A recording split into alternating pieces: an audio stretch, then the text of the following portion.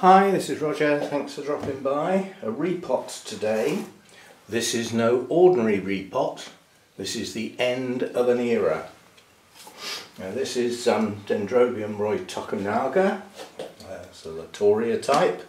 It's not doing very well and it's in a holy clay pot, and it's the last of my orchids in a holy clay pot.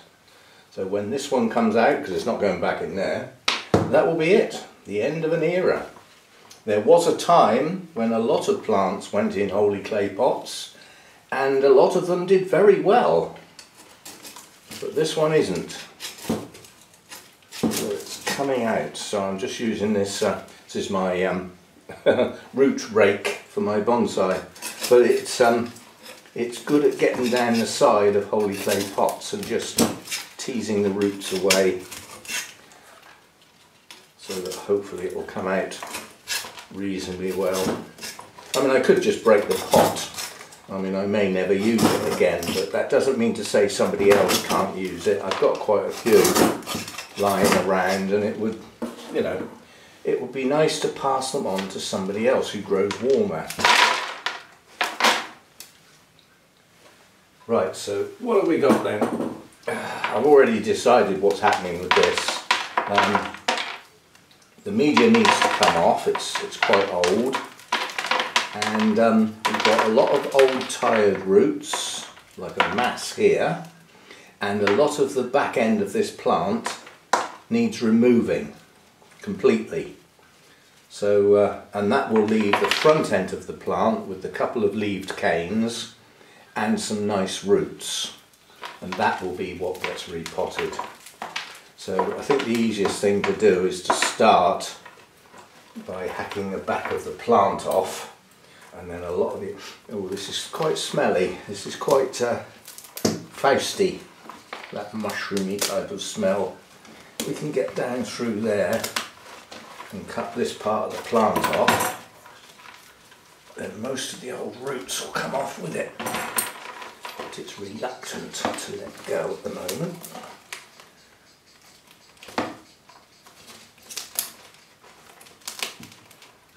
If ever you get into a state like this where you're using brute force, for goodness sake watch your fingers.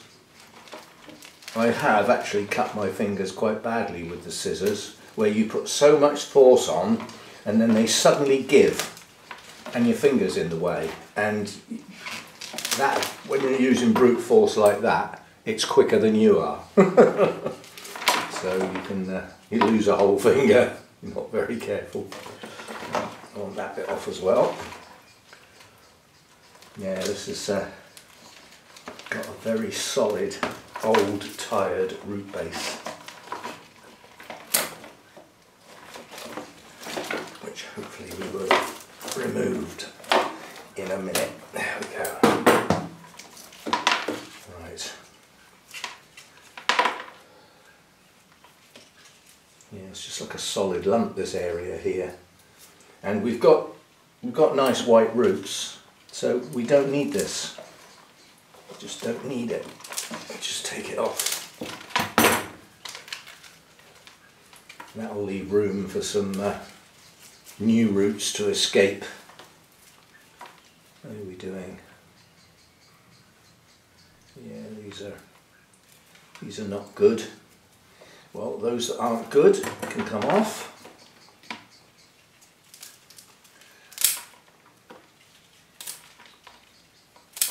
Like so, leaving some better ones. There's still a few here that do coming off.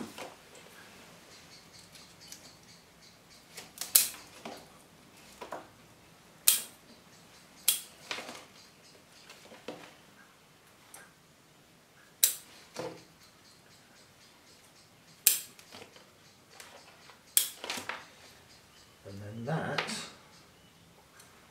will do.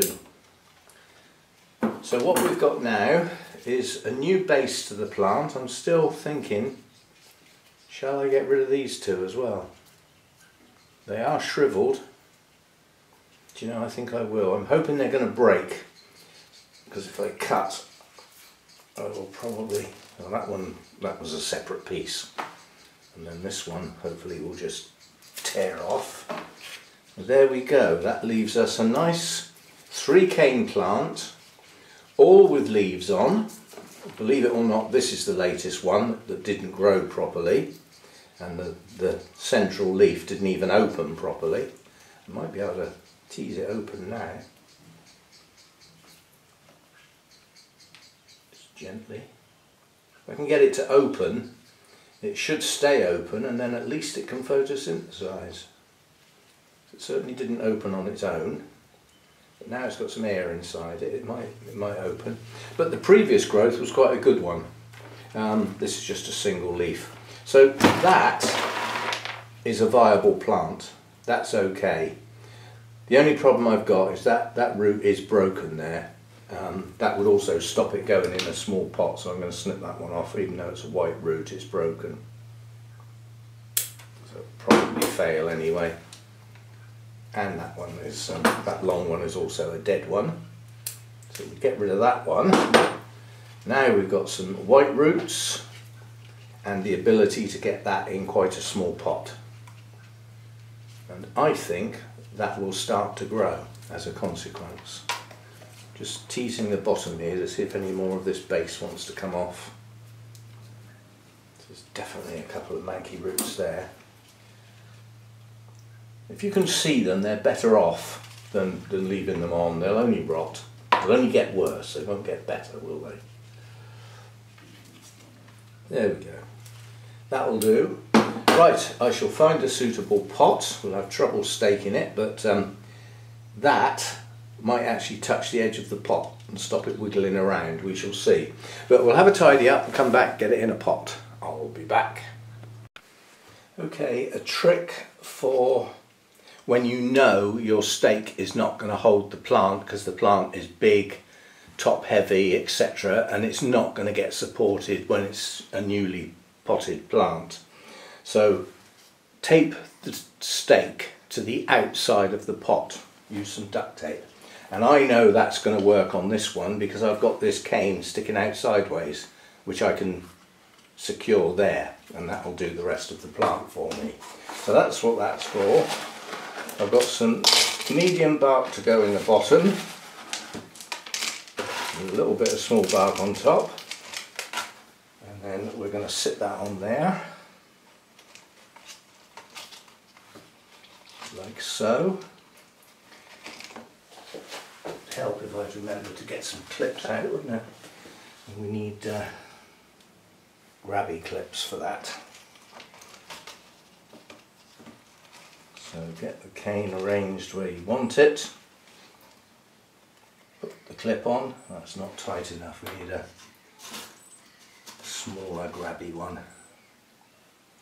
One that's going to secure it. That's better. And then I'm going to put another one on higher up. Like that. Now that's got the plant. The plant will stay secure now.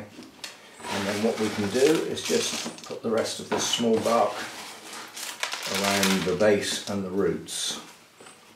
No pressing down on this. No need.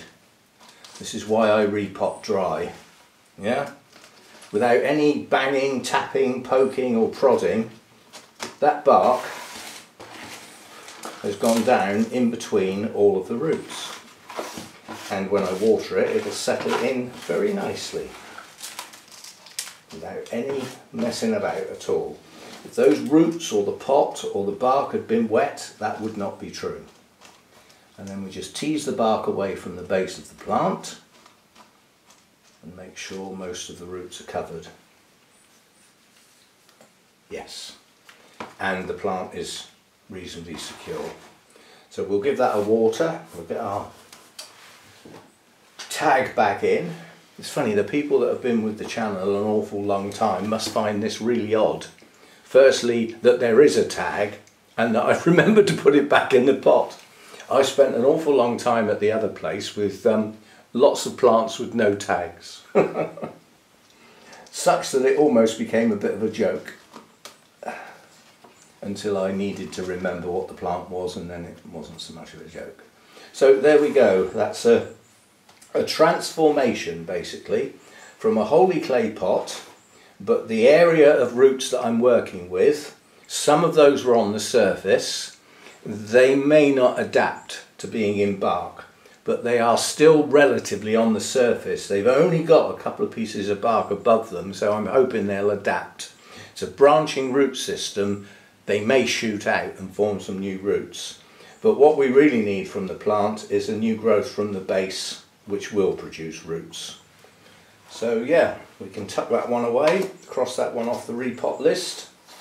And my colour coding in my notes, the wholly clay pots were in blue, so that I could, when I used to water them all together, and then when I came back in to update my notes, I needed to be able to find them because there were lots of different types, cattleyas, some dendrobiums, even some oncidium types, and I needed to be able to find them. So they were colour coded in a turquoise blue, and this will be the last one, the last turquoise blue removed from the notes and replaced with boring black. So I've only got two colours now. We've got the orangey colour for the mounts, of which there are not many. 1, 2, 3, 4, 5, 6, 7, of which 3 are dead, I think. We'll get round to them soon.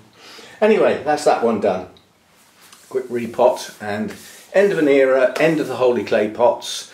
They don't work here. They worked well for quite a lot of plants at the other grow room. They don't work here. They stay too cold in the winter. So, I mean, I have a plant in a clay pot that Lynn gave me, and it came in the clay pot. It's a Masdevallia. They quite like cool roots, so I haven't rushed to deal with that. Quite honestly, for the size of the plant, it's in a pretty big pot. Could do with going in a smaller pot. But I didn't want to disturb it until it establishes. It was a division, you know, and it had only just been potted, so I've left it. Once it establishes and I've got a few new growths and some roots heading down into the pot, I'll probably give it a simple repot. In other words, I won't remove all of the old media because it's not going off or anything, it's quite new. Just shake a bit off and just tease it back into a smaller pot. And it's a bit lopsided, it could do with being brought upright as well, but that's my only plant in a clay pot, and it's not a wholly clay pot, it's just an ordinary clay pot. So there we go, see you next time, thanks for dropping by.